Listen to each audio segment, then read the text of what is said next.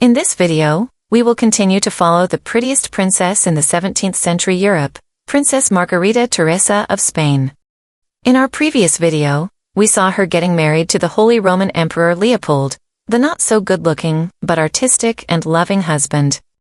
When Margarita left Madrid to get married, her brother, Carlos II, was only 4, and her mother, Mariana of Austria, was ruling Spain as the Queen Regent. Her elder sister, Maria Teresa, was married to King Louis XIV of France, so it seemed like the Spanish Habsburgs' influence extended across Western Europe. But, unfortunately, this was just an illusion. The survival of this dynasty depended on young Carlos II, who was extremely frail and sickly from birth. It was uncertain if he would survive to produce heirs. If he died without an heir, his sisters would inherit, leading to the extinction of the Spanish Habsburg line. But, which sister? France had a strategic advantage with Maria Teresa and her son Louis. Although Maria Teresa was supposed to renounce her claim to Spanish throne as part of her marriage contract to King Louis XIV, this was conditioned on Spain paying an enormous sum of dowry to France, which Spain failed to pay. Consequently, Louis of France had a claim to the Spanish throne. Austria also had a stake in the game. Margarita married into the Austrian Habsburgs, and Vienna argued that upon Carlos II's death, Margarita should inherit Spain. They argued that Austria and Spain can pay off Maria Teresa's dowry together. But, setting aside the legal argument about the unpaid dowry, France had another advantage over Austria, because Maria Teresa already had a male heir who could inherit the Spanish throne, while Margarita did not have a child yet. So for Austria, Margarita having children became critical for its claim to the Spanish throne.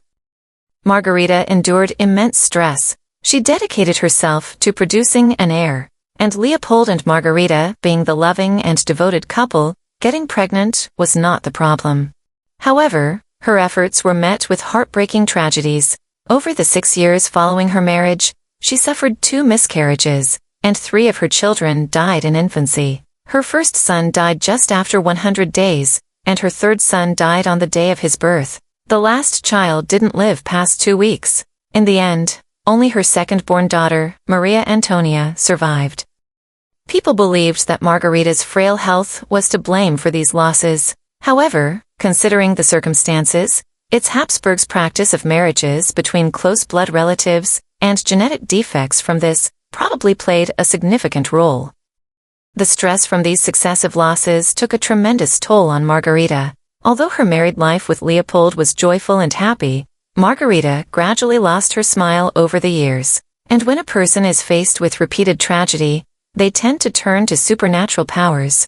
So was Margarita. And she turned more deeply to religion and superstition.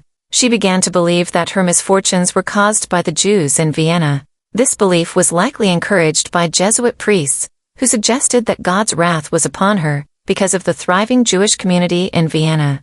Margarita grew up in Spain, where Jews had been expelled.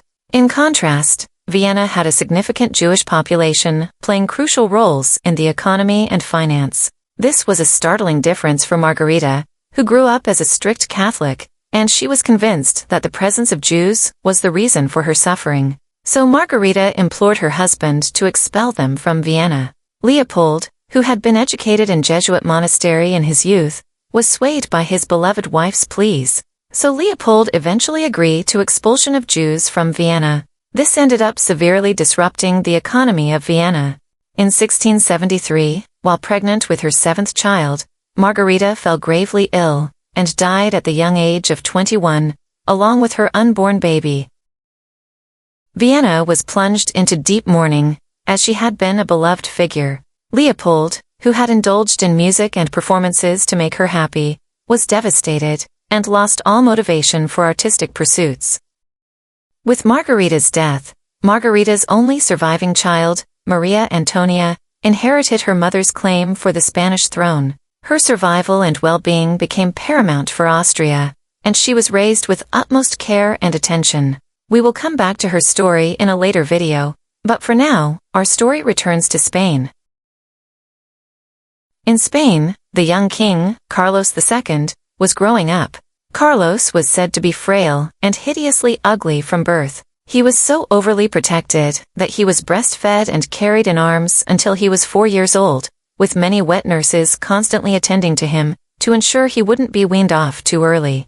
Carlos had a remarkably low immune system and suffered from almost every disease in childhood, including measles, smallpox, chickenpox, and rubella, all of which had high mortality rates at the time. Yet, he miraculously survived them all. Carlos also suffered from bone disease, making his bones abnormally weak. This affected his growth, and his spine and legs became slightly curved. One reason he was carried until the age of 4 was to prevent severe injury in case he fell.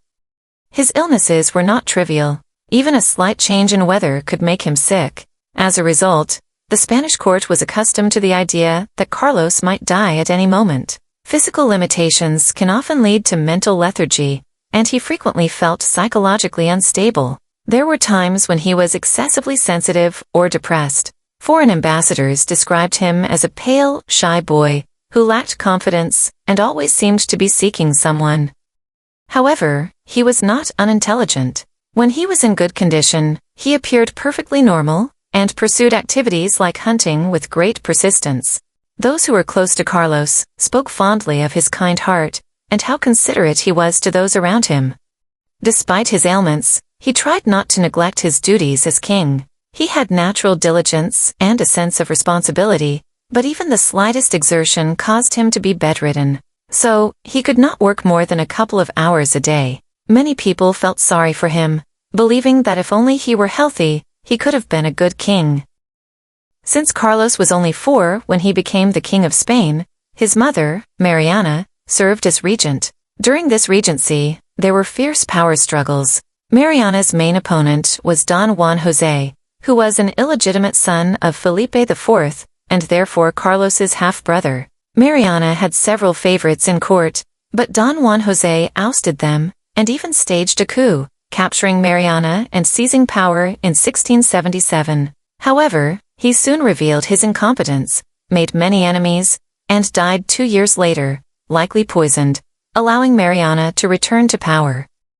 But during his short-lived control of the Spanish government, Don Juan José made an important decision, which was Carlos's marriage. Mariana had always maintained a submissive stance towards France, which Don Juan José criticized as he gathered support to seize power. Yet, once in power, he realized Spain could not confront France, and adopted an even more submissive approach. He requested a French princess as the Queen of Spain. For France, which always had its eyes on Spain, placing a French princess on the Spanish throne was a tempting offer. However, finding a suitable candidate among the king's daughters proved challenging. Only one son survived from Maria Teresa, and the next daughter, Marianne, who was born from the king's lover, Louise de la Vallière, was only 12. The daughters from Madame de Montespan were even younger, so Louis XIV's eyes turned to Marie-Louise, who was the daughter of his younger brother Philip.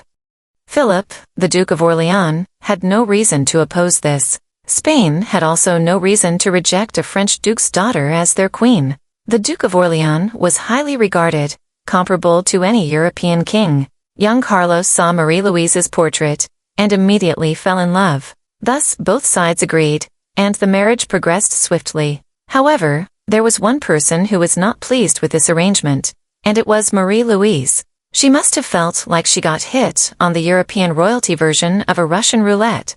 Compared to the lively and extravagant Versailles Palace, Spanish court was a conservative and stuffy place. Additionally, rumors were swirling around in European courts that King Carlos was sickly and monstrously ugly.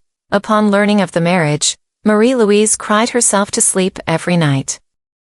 Also, there was another reason for her sadness. She was in love with her cousin, the Dauphin Louis. She was a bright, elegant, and charming young girl, who gathered attention everywhere she went. The Dauphin, Louis, was a few months older than Marie-Louise, and they grew up together.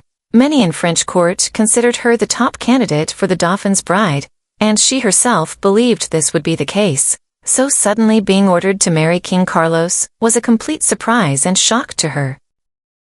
As the wedding date approached, Marie-Louise grew increasingly unhappy, and decided to take matters into her own hand. So she went to her uncle, King Louis XIV, threw herself at his feet, and pleaded, Is there any way you can stop this marriage? Louis, initially taken aback, quickly recovered and responded, "How can the Queen of Catholicism kneel before a mere Christian king like me?" This was a thorny reference to the Pope bestowing the honorary title King of Catholicism on the Spanish king, and not him. But of course, that was not Marie-Louise's fault, and King Louis also knew getting snarky with her was unfair. So the king gently persuaded her. "Dear Marie-Louise, this marriage is very important to France. Even if I were to marry off my own daughters, I could not have done any better." At this, Marie-Louise is said to have replied, "No, you could not have done any better for your daughters, but you can't find a better match for your niece." This answer piqued the king's curiosity, so he asked, "Who could be a better match for you than the King of Spain?" After a brief hesitation, Marie-Louise said, "The Dauphin could be." The court was shocked, and Louis XIV realized that his son Louis and Marie-Louise were secretly in love. However, that marriage was out of question, since, after all, France had nothing to gain from it. With a stern face, the king coldly said, "Let's pretend this conversation never happened. Go and prepare for your wedding." Marie-Louise returned home, crying all day. She prepared for the wedding with a heavy heart, but she had no regrets for giving it a shot. On the day she left for Spain, King Louis gave her final advice, "Marie-Louise, this marriage is not just yours. You represent France and go for the country's benefit. No matter how hard it gets, you cannot return. You are now Spanish." Marie-Louise nodded, but tears continued to flow. It was pitiful to see a bride weeping all the way to her wedding. So in 1679, the wedding of King Carlos of Spain and Marie-Louise of Orleans finally took place. What was their wedding like? And how would Marie-Louise's life in Spain unfold? Please like and subscribe to find out more.